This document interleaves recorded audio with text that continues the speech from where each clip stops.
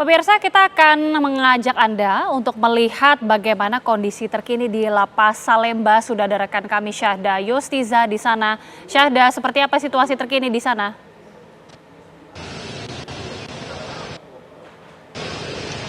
Baik, selamat malam Agita dan juga pemirsa. Benar sekali bahwasannya saat ini kami sedang berada tepat di Rutan Salemba, Jakarta Pusat. Hingga kini suasana dan juga penjagaan masih seperti biasa. Ada sejumlah pengawas yang memang menjaga di depan dari pintu rutan itu sendiri. Dan informasi yang bisa kami update bahwasannya Agita dan juga pemirsa, peningkatan pengawasan sekaligus pengetatan di Rutan Salemba, Jakarta Pusat, khususnya di Rutan kelas 1 ini masih terus dilangsungkan pasca 7 narapidana ini kabur dari dalam rutan. Dan sejauh ini berdasarkan informasi yang kami himpun khususnya dari awak-awak media, ini terakhir ada keterangan dari Kepala Divisi Permasyarakatan Kanwil Kemenkumham DKI Jakarta, Tony Nainggolan, ini sempat menyebutkan bahwasannya layanan di Rutan Salemba ini masih akan terus berjalan seperti biasa. Khususnya juga layanan-layanan seperti kunjungan dan juga proses sidang.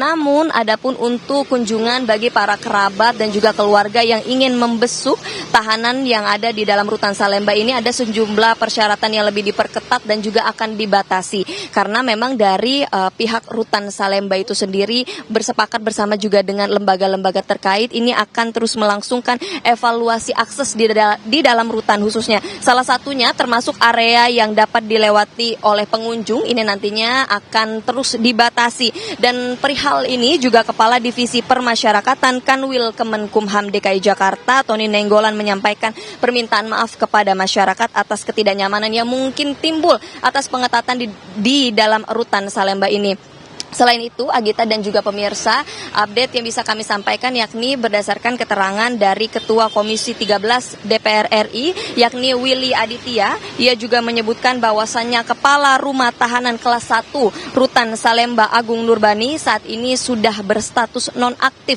Dan saat ini beliau juga masih dalam proses dilakukan pemeriksaan lebih lanjut, mengingat bahwa perubahan statusnya ini merupakan buntut dari kaburnya 7 narapidana di Rutan kelas 1 Salemba, Jakarta Pusat. Selain itu juga DPR RI nantinya akan melakukan rapat pimpinan, dan di dalam rapat pimpinan tersebut nantinya DPR RI akan membentuk suatu panitia kerja atau pada untuk penuntasan kasus tersebut, dan di mana di dalam materinya tersebut akan membahas mengenai posisi Agung Nurbani selaku Kepala Rutan. Sementara demikian, Agita. Terima kasih Syahda Yostiza, informasi langsung. Kita sudah mengetahui bagaimana kondisi di Lapas Salemba ini sudah semakin diperketat, pemirsa.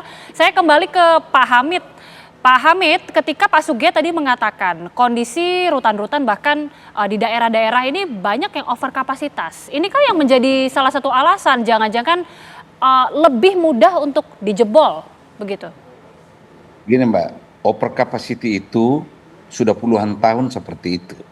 Over capacity sudah lama itu. Yang masalah sekarang adalah penghuni lapas dan rutan itu strukturnya sudah beda. Kalau dulu ya yang namanya narkoba itu persentasenya kecil. Sekarang di antara 290.000 ya jumlah penghuni lapas dan rutan, 52% itu sudah narkoba.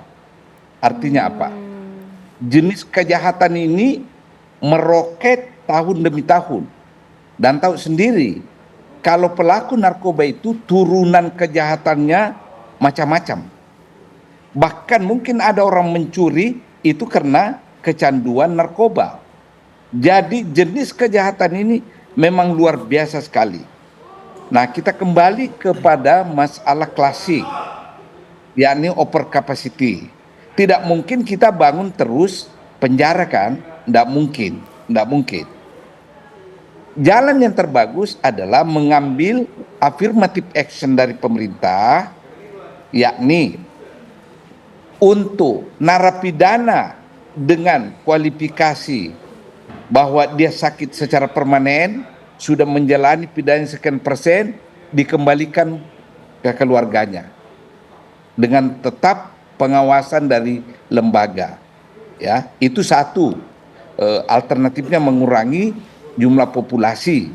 Ataukah narapidana yang dihukum 1 tahun dan telah menjalani katakanlah 2 bulan, kembalikan dia ke keluarga atau kasih hukuman alternatif.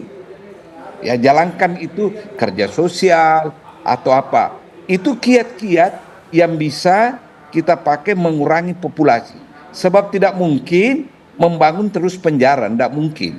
Pertama, anggarannya dari mana? Pemeliharaan saja susah. Yang kedua, ya, membangun penjara itu kalau kita mengikuti tren kejahatan, ya, berarti kita tidak pernah berhenti membangun penjara ini terus menerus. Harus ada affirmative action yang dilakukan oleh pemerintah untuk menangani overpopulasi yang terjadi sekarang ini. Saya ingin kembali ke soal pelarian ini ya. Ya. Ada pertanyaan mendasar saya yang betul-betul buat saya itu menggelitik dan menggelisahkan. Mengapa narapidana yang sudah berkekuatan hukum 3 orang dengan hukuman berat 20, 18 dan 17 tahun bisa digabung satu sel dengan tahanan? Itu pertanyaan yang susah sekali dijawab itu. Pasti menimbulkan kecurigaan. Ini yang 3 orang ini hukuman berat, berarti gembong nih. Kok bisa disatukan dalam satu sel dengan tahanan? Dan mengapa yang 3 orang itu yang sudah memiliki hukuman berkekuatan tetap bisa masih tinggal di rutan, bukan di lapas? Ada apa ini? Oke. Ya. Dugaan Anda Ini seperti harus- apa, Pak? Kenapa? Dugaan Anda apa, Pak? Ya, dugaan saya pertama, saya berasumsi netral ini. Terjadi kelalaian luar biasa ini secara administratif. Kok tidak bisa dipisahkan ini? Ada apa? Itu sangat-sangat minimal. Saya punya dugaan ya. Bisa jadi memang ada persekongkolan jahat. Yang kedua masalah buat saya, coba ya, ketika lepas dari sel turun ke bawah, pakai sarung yang dililit, disambung-sambung, itu kan dia harus melewati gorong-gorong yang katanya sepanjang 6 meter sebelum tiba di ujung. Berarti ada pihak luar yang melakukan survei dan barangkali ada pihak luar yang tryout dulu, merangkak dalam gorong-gorong 6 itu dan selamat. Dan memberitahu kepada 7 orang ini bahwa lewat gorong-gorong Anda tidak perlu ragu. Oke. Udara cukup bagus, Anda bisa bernapas, tidak ada ancaman di tengah gorong-gorong.